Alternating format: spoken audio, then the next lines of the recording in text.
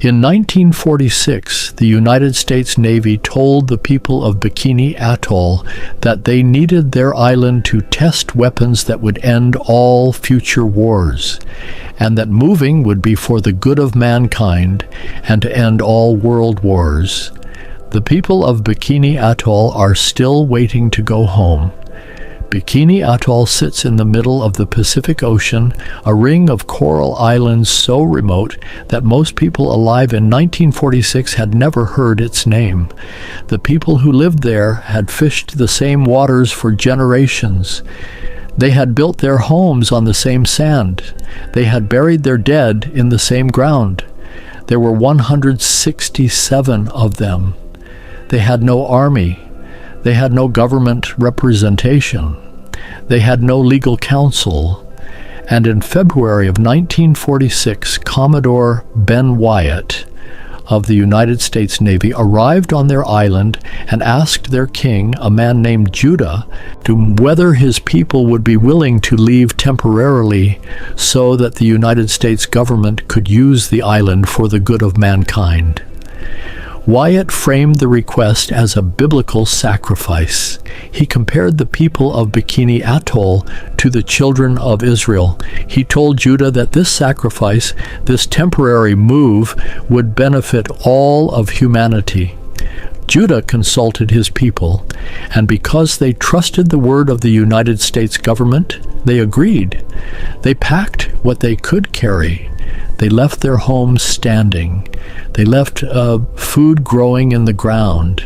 They left because they had been told they would return.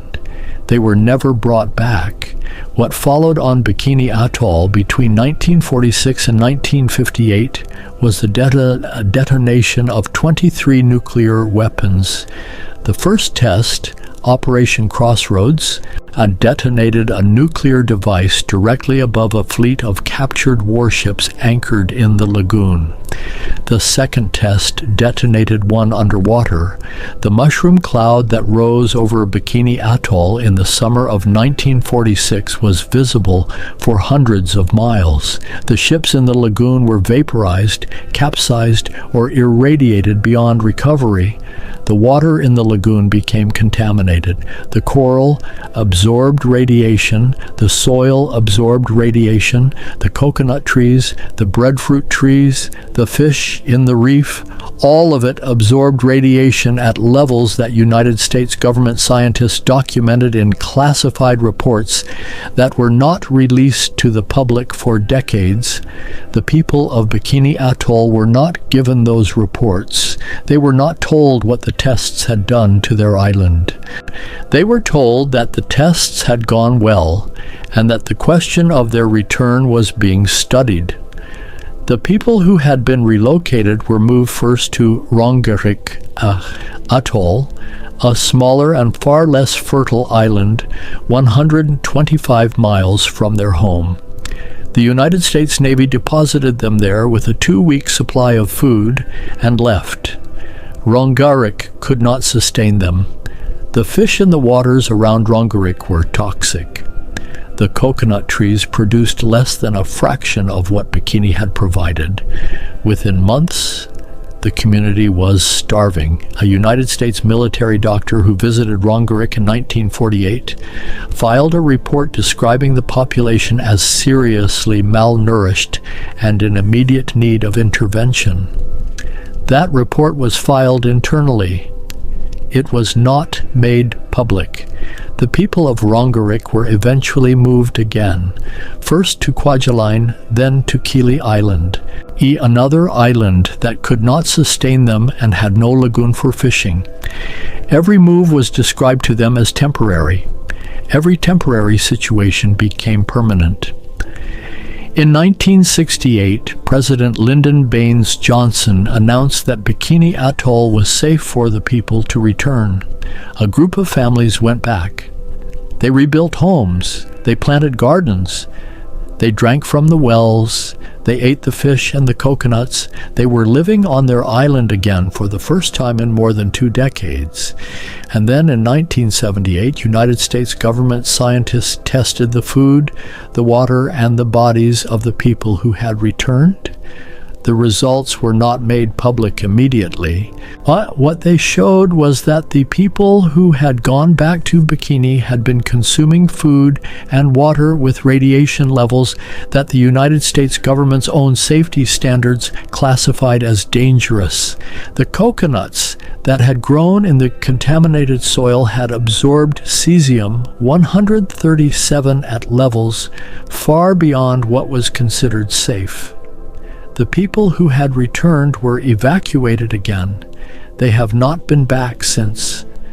The compensation process that followed was one of the longest and most contested legal battles in the history of Pacific Island nations. The people of Bikini Atoll filed claims against the United States government for the destruction of their homeland, the contamination of their food supply, the health consequences suffered by those who returned in 1968, and the generations of displacement that began in 1946. The Nuclear Claims Tribunal, established in 1988 as part of the Compact of Free Association between the United States and the Marshall Islands, awarded the people of Bikini Atoll $563 million in compensation. The United States Congress never appropriated the funds. The award was never paid. The people of Bikini Atoll were told their claim had been heard. They were not told that the institution hearing their claim had no power to compel payment. The distinction between those two things was not explained to them until after the process was over. The island of Bikini Atoll was declared a United Nations Educational, Scientific, and Cultural Organization World Heritage Site in 2010. The designation recognized its historical significance as a site where humanity first witnessed the destructive power of nuclear weapons. The citation noted that the island bore witness to the dawn of the nuclear age. It did not note that the people who had lived there were still displaced.